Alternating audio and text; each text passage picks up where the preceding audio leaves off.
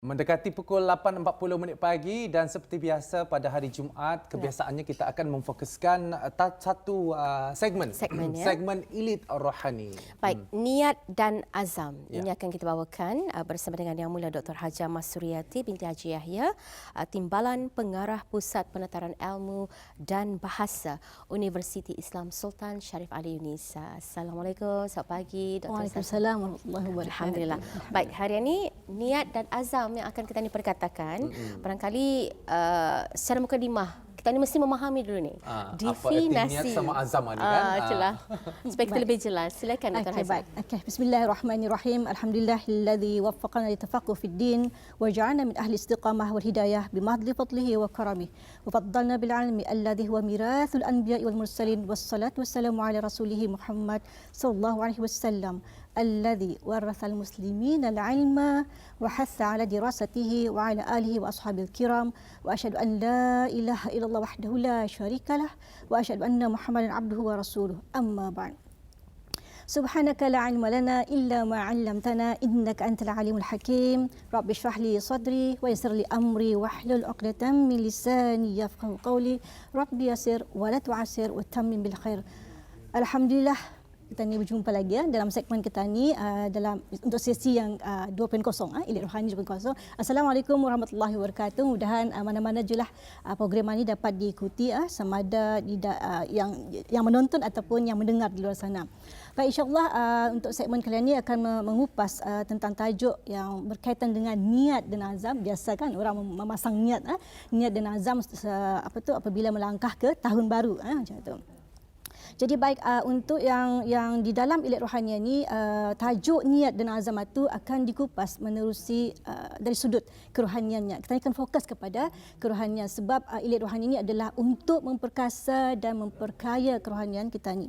Baik, secara definisinya, niat ni adalah yang dimaksudkan, sesuatu yang kita ni maksudkan dan ada tujuannya. Kemudian azam adalah sesuatu yang telah mencapaikan niat itu tadi, macam tu. Baik, dinukilkan daripada Wahbah Az-Zuhaili, pengarang kitab Fiqhul Islam wa Adillatuhu, di dalam juz yang pertama, beliau ada menyebutkan bahawasanya menurut istilah syarak, niat ini memang diartikan sebagai tekad hati. Tekad hati kita ni untuk melakukan amalan fardu atau yang lainnya. Jadi atas dasar ini, setiap amalan yang kita niatkan itu akan diberikan pahala oleh Allah Subhanahu Wa Taala. Tetapi dengan syarat niat yang kita ni sebutkan tadi itu, yang kita niatkan itu mesti disertai dengan satu kesadaran. Yang disebutkan kesadaran itu adalah kesadaran hati kita ni mesti ada. Kalau tidak ada tu ia payah untuk sampai kepada yang dikatakan azam tadi itu. Di sana menyangkutnya macam tu. Okey, dari sudut kerohanian yang akan dikupas, niat ini tadi ia berkait dengan hati. Berkait dengan hati juga, walaupun niat memang letaknya di hati, macam tu. Tapi setakat meletakkan ianya di hati tanpa hati itu sedar, macam tu, ia akan menjadi. Ia akan menjadi hati itu macam bangun, mesti ia sadar dan baru boleh menjadi ada satu keazaman di sana dan baru insya-Allah boleh sampai apa yang diniatkan. Baik, sebelum lebih mengelaborasikan dan menerangkan mengenai dengan definisi azam pula, adakah niat ini juga berhubung kait dengan hidayah? Okey. Hidayah adalah sesuatu yang diberikan oleh Allah Subhanahu Wa Taala yang merupakan satu kurniaan. Merupakan satu kurniaan. Dan apabila kita ni melakukan sesuatu, sampai tidaknya memang tersangkut dengan kita ni punya hati tadi, kita ni punya niat hati yang tulus ikhlas tadi, dan insya-Allah kalau memang betul memang akan diberikan pahala oleh Subhanahu Wa Taala. Akan tetapi sama ada hidayah ataupun tidak pun masih tertakluk kepada kedudukan hati tadi tu, macam tu. Bila mana hati tu memang ia telus ikhlas, insya-Allah akan diberikan satu kurniaan daripada Allah Subhanahu Wa Taala yang berbentuk hidayah. Itulah tadi apabila kita memperkatakan mengenai niat dan juga hidayah. Azam. Dan walaupun niat itu seperti yang Dr. Hajah katakan tadi datangnya daripada hati, tapi kalau hati tadi indah bangun, orang indah sadar, dan mungkin juga Sarina hidayah itu belum sampai, kesadaran itu belum sampai. Jadi ia tidak akan terkait dengan azam. Jadi harusnya tani sadar juga niat dan azam ini setiap kali, setiap tahun saja, kadang-kadang setiap hari kita ni memikirkannya esok aku mau jadi macam ni, esok aku mau jadi macam ni. Tetapi ada yang kadang-kadang senang dibicarakan dengan lisan, tetapi susah untuk dipraktikkan. Direalisasikan. Mungkin daripada pandangan segi agama ni, Dr. Hajah, dapat kita ni jelaskan sedikit kenapa agaknya niat dan azam itu tidak tercapai dan apa yang menyebabkan niat dan azam itu tercapai menurut Al-Quran dan As-Sunnah. Silakan. Okey, baik. Di dalam Al-Quran, menerusi surah Ali Imran ayat 159, di sana Allah Taala berfirman, فَإِذَا عَزَمْتَ فَتَوَكَّلَ اللَّهِ إِنَّ اللَّهَ يُحِبُّ الْمُتَوَكِّلِينَ. Artinya apabila sudah kita ni membuat satu keputusan selepas diperbincangkan, maka kita hendaklah bertawakal kepada Allah kerana Allah itu lebih menyayangi orang-orang yang suka bertawakal kepadanya. Baik. Menyebut perkataan bertawakal, ia terkait dengan satu keyakinan, terkait dengan keimanan kita ni juga tu sebenarnya macam tu. Jadi kalau kita ni memasang niat, kita ni tinggalkan kita ni punya yang tawakal itu pun atau boleh tidak membantu untuk azam itu tercapai macam tu. Yang akan tercapai lah mesti completely macam tu. Sebenarnya okey. Dan tawakal itu juga boleh membantu kepada hidayah itu sebenarnya. Sebenarnya macam tu. Cuma barangkali jarang orang tanya itu membahaskan perkara ini secara details. Pasal ini adalah yang disebutkannya adalah proses yang detailsnya, yang damit-damitnya itulah macam tu. Kita selalu membahaskan yang basarnya sahaja. Jadi orang ramai sebenarnya akan mau tahu juga yang details itu macam mana kedudukannya, macam mana aturannya macam tu. Berbalik kepada hidayah tadi itu kan juga sebenarnya memang ia kurnia Allah dan tertakluk kepada Allah sama ada memberi atau tidak. Namun usaha kita ni adalah meminta terus, meminta yang sebutkan sebagai doa. Di sana kedudukannya. Jadi bukan bermaksud hidayah itu memang ia kurniaan, tetapi bukan bermaksud kita ni meninggalkan sama sekali, tidak memohon sama sekali, tidak boleh. Tak boleh. Harus kita ni minta. Kalau boleh berdoa setiap hari, mohon diberikan taufik. Perbuatan ini sebenarnya dari hati kita ni ada give and take, betul ada give and take. Kita ni meminta, insya-Allah akan bagi. Kerana itu juga ada dalam kandungan doa kita ni itu mohon kita diberikan hidayah dan keteguhan hati. Betul. Jadi ini juga ada kaitannya dengan merealisasikan niat dan juga azam itu agar dapat tercapai ni Dr. Hajah.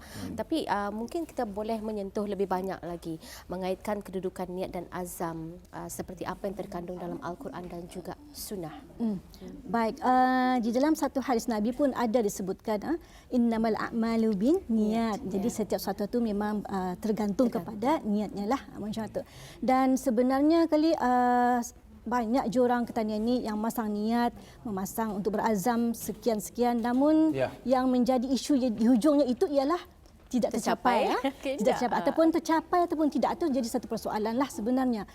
Yang sebenarnya yang membantu untuk tercapainya niat dan sekaligus itu tercapai kepada hujung yang azam itu tadi adalah kedudukan hati tadi itu adalah mestinya ikhlas lillahi taala. Kemudian apabila kita ni berniat hati tadi tulus ikhlas lillahi taala, maka kita ni sudah bersiap sedia untuk berhijrah.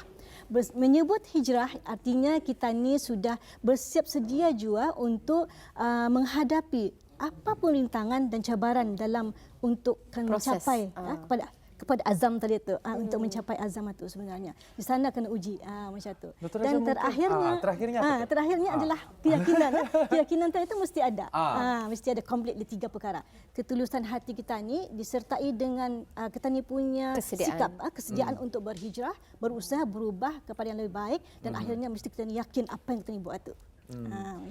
Dr. Hajah, dalam pengamatan Dr. Hajah sendirilah kan, selaku Timbalan Pengarah Pusat Penataran Ilmu dan Bahasa dengan mahasiswa dan mahasiswi di UNISA sendiri. Kadang-kadang apabila kita ni ingin menyemangatkan bis diorang ini, mereka mungkin bersemangat untuk berniat dan juga berazam untuk melakukan yang terbaik dalam pengajian mereka, pengajian dan sebagainya. Tetapi adakah kadang-kadang isu tentang niat dan azam ini terlalu memfokuskan tentang niat dan juga azam yang amat besar, agak sukar untuk mencapainya?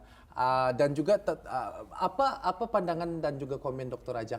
Kadang-kadang itu orangnya kalau ada improvement sedikit atau baik tersudah tu artinya sedikit-sedikit niat atau sedikit-sedikit azam atau tentang improvement yang sedikit ini lebih baik daripada improvement yang mendadak tetapi mendadak. Apa komen Dr. Raja? Baik, ini dari segi menyangkut pandangan pandangan okey, Dr. baik. Raja sendiri. Mengenai dengan niat dan azam ke atas mahasiswa-mahasiswi yang disebutkan tadi. Mungkin sebagai satu contoh ataupun secara umumnya lah. Secara umumnya, ya. Baik, sebenarnya yang menentukan keazaman pelajar itu untuk ia terus kekal di tempatnya ia akan berada. Misalnya ia sudah berada dalam satu kejayaan yang besar yang perolehi. Untuk ia terus kekal, ia hendaklah mengekalkan ia punya keazaman yang dulu dan menambah sedikit apa-apa yang kurang. Atau ia boleh lihat sebenarnya. Ia boleh melihat sebenarnya. Akan tetapi ada juga sebagian pelajar yang mungkin luntur keazamannya itu atas beberapa faktor. Apa sebabnya tu, Ustazah? Mungkin cabaran-cabaran. Cabarannya tu mungkin ialah ketidaksiapan yang saya sebutkan tadi, tidak siap untuk melaksanakan ataupun menyempurnakan apa yang diazamkan. Dan satu jua lagi, kalau misalnya azam yang akan ditunggu yang dicapai itu adalah terlalu besar, maka eloklah diperkecilkan sebab sesuatu yang yang kita nak azam itu biarlah ikut keupayaan kita. Biar realistik kadang-kadang. Biar realistik. Kalau ia teramat besar, ia akan menyukarkan kita sendiri. Sebab ukuran tu dengan kita ni, bukan orang lain. Yang akan melakukan itu adalah kita sendiri. Jadi biarlah membuat satu azam itu adalah sesuatu yang boleh kita ni capai. Dan untuk mencapai azam itu tadi, biarlah dia ikut dia punya stagesnya. Kalau kita ni ada planning, ada langkahnya, maka ikut langkah yang kita ni tetapkan itu tadi. Okey, sebagai contoh misalnya untuk berada untuk kesiapan kita ni menghadapi periksaan misalnya. Janganlah bersiap itu maksudnya isu exam baru periksaan. Jadi of course itu indakan mencapailah apa yang kita ni mahukan. Jadi sebaiknya 3 months before. Sekurangnya 3 bulan sebelum. Jadi komen Dr. Raja ya, Sarinah juga ya. Apa yang penting dengan niat dan azam ini? Kadang-kadang apabila kita ni termotivate itu ada kesadaran. Hati kita ni terbuka ni, sudah ni untuk berniat dan juga berazam. Tetapi nyata orang tidak ada konsistensi dan juga disiplin. Mungkin adakah konsistensi dan disiplin ini penting dan juga apa komen mungkin dapat dikaitkan dengan saranan daripada Al-Quran dan juga Sunnah mengenai konsistensi dan juga disiplin. Baik, konsisten tadi itu sebenarnya istiqamah yang sebut istiqamah tadi itu sebenarnya itu perlu ada. Kalau tidak ada itu apa yang tadi azam tadi itu indah akan tercapai. Sebab ia indahnya orang indah menyambung. Tidak menyambung apa yang telah diniatkan dengan hati yang sudah sadar terbuka tadi tapi tidak disambut ni kita ni. Indah disambut dengan satu sikap kita ni lah macam tu. Ya sebenarnya kalau hati kita ni tu tadi niatkan, hati tadi sadar terbuka bersedia untuk berubah, sambut dengan beberapa pelaksanaan lah macam tu. Berapa tugasan yang perlu kita isi macam tu supaya sampai azam tadi tu. Sebabnya azam itu sebenarnya adalah setiap individu itu akan mengambil satu keputusan. Sebabnya azam itu ia akan mengambil satu keputusan. Bila keputusan itu diambil, di sana kita ni akan memilih yang terbaik. Artinya mana-mana hala tuju akan ada banyak alternatif sebenarnya waktu itu yang menghalau kita ni sudah pasti kita akan memilih yang terbaik. Akan menutup banyak jalan juga sebenarnya. Dan sebelum kita penyorang kita ni mencapai kepada kesimpulan pada tajuk kita ni hari ini, niat dan juga azam. Kadang-kadang ada sebilangan individu yang meletakkan niat dan azamnya tu agar tercapai dengan bergantung kepada nazar. Kalau sekiranya tercapai niat dan azam kuaninya, aku bernazar. Apa pandangan Dr. Haja? Perkara ini mustahil kan? Ada yang melakukan itu. Sebab kerana orang tahu kekuatan dan kepentingan nazar itu perlu ditunaikan jika ia tercapai. Alhamdulillah kalau ada yang berazam dengan nazar tersebut sebab ia pasti akan tercapai. Alhamdulillah. Ukurannya insya-Allah tercapai. Yang sekarang jadi persoalan itu ialah yang berazam kemudian tidak tercapai. Yang isu sekarang adalah yang berniat, berazam tidak tercapai. Yang berazam tercapai alhamdulillah. Walau apapun misalnya ia bernazar, of course nazar itu membentuk dia sampai kepada nazar yang dimaukan ataupun azam yang dia anukan itu. Okey, itu tidak masalah. Pasti tercapai insya-Allah. Kerana kadang-kadang kenapa seseorang individu itu bernazar? Motivasinya betul satu motivasi untuk bernazar itu supaya ia berdisiplin dan ada istiqamah itu. Tapi kalau disiplin ni itu tu, kalau indah ada ada disiplin pun, motivasi pun ada. Sewaktu motivasi kita ni hilang, sewaktu kesadaran kita ni mula luntur seperti yang Dr. Haja katakan tadi, tentang lunturnya semangat atau sanatah disiplin itu memainkan peranan penting. Disiplin maupun tani bersiap, maupun kita ni sedia ataupun indah, maupun kita ni bersemangat atau indah, kalau tani disiplin setiap hari, kita ni ada melakukan. Nyata orang kalau student payahkan membaca, indahnya mesti dipajalnya. Hari ini mesti aku membaca juga. Itu namanya disiplin dan juga istiqamah, konsistensi. Untuk akhirnya juga ni Dr. Haja dalam kerana menyimpulkan dan merumuskan dalam masa seminit saya ini. ni. Silakan Dr. Haja. Okey, baik. Niat yang disertakan dengan kesedaran. Kesedaran itu artinya daripada hati tadi akan menyebabkan kita ni boleh sampai kepada, akan pertemukan kepada satu keazaman. Okey. Dan di sana akan terjadi kesempurnaan niat dan azam itu tadi dan akan tercapai apa yang kita ni azamkan. Dan dalam hal ini hati sangat berperanan. Okey, sebab hati itu adalah yang menentukan kejayaan kehidupan kita ni sebenarnya. Hati berperanan. Jadi dalam hal ini niat dan azam, maka hati itu adalah sangat dirujuk, Saya sangat dilihat. suka dengan hati yang berperanan ini. Suka saya dengan itu. Hati akan berperanan dengan Hati itu tindakan. berperanan. Ya, hati berperanan. Alhamdulillah. Baik, terima kasih Dr. Haja. Kesimpulan yang cukup baik rasanya, cukup terkesan.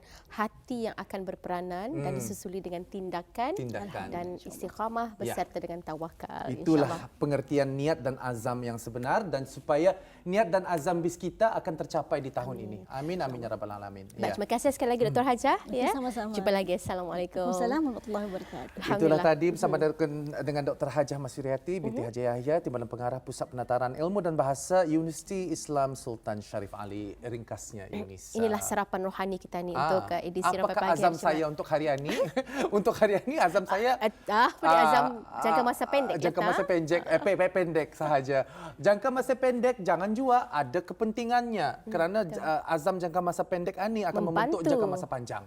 Betul ya. Kerana itu kita dalam kehidupan untuk mencapai kejayaan dan kecemerlangan itu kita perlu visualisasikan. Visualkan apa yang kita ni mahu. Insya-Allah dengan bantuan juga orang sekeliling kita ni untuk membantu kita ni mencapai dan merealisasikan azam tersebut. Niat yang baik, azam yang baik, insya-Allah akan menjadi individu yang baik. Kita akan berehat seketika, Auda. Kita akan kembali setelah ini, tetapi belum lagi. Ingatkan, kerana setelah ini kita akan mengikuti siaran berita, tetapi akan ada lagi beberapa satu segmen wawancara. Ini mungkin juga antara peluang dan juga ruang kepada bis kita yang ingin melanjutkan pengajian, menambah lagi ilmu pengetahuan dan kemahiran, insya-Allah. Satu program ijazah mengenai dengan program ijazah sarjana yang ditawarkan di Kolej Perniagaan Laksmana, ya. Itu akan kita bawakan di penghujung segmen Rampai Pagi edisi hari ini.